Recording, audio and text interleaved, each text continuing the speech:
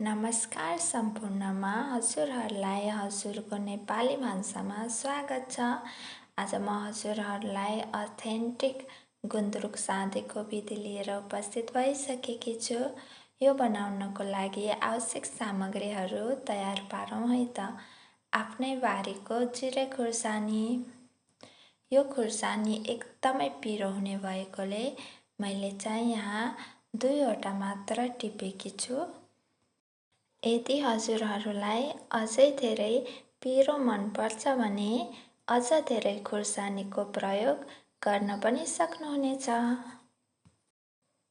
अब आफ्नै बारीको अदुवा पनि लिइसकेकी छु।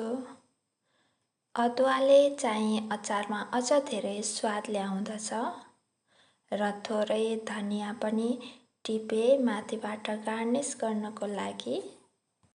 यो सामग्रीहरू चाहिँ हजुरहरूको घरमा छैन भने खरिद गरेर पनि ल्याउन सक्नुहुनेछ। हाम्रो चाहिँ घरमै उपलब्ध छ, त्यसैले घरकै सामग्री प्रयोग गरेको छौँ।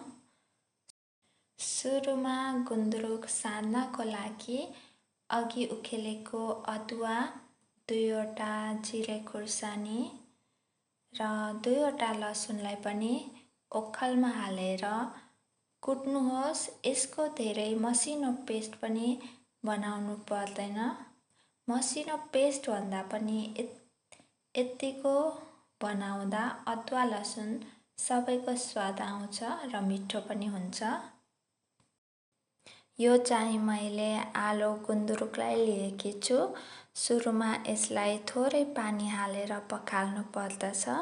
पहिले हाम्रो हजुरआमाले जमिनमा खाल्डो खनेर केराको पात राखेर त्यसमाथि सागलाई थिची राखेर फेरि केराको पातले छोपेर माटोले पुरेर गुन्द्रुक बनाउनुहुन्थ्यो र 3-4 दिनमै यति अमिलो गुन्द्रुक तयार हुन्थ्यो कि हामी त बच्चा बेलामा गुन्द्रुक साँधेको खानालाई आतुर हुन्थ्यो र यो पारम्परिक गुन्द्रुक बनाउने विधि पनि हो।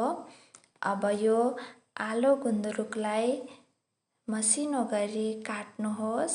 अब यसमा थोरै नुन र भुटेको तिलको धुलो 2 चम्चा, थोरै काँचो तोरीको तेल जसले बास्ना र स्वाद मिठो बनाउँदछ र अघि पिसेको अदुवा लसुन खुर्सानीको पेस्ट पनि हालेर सफा हातले सबैतिर मसला लाग्ने गरी मोल्नुहोस्।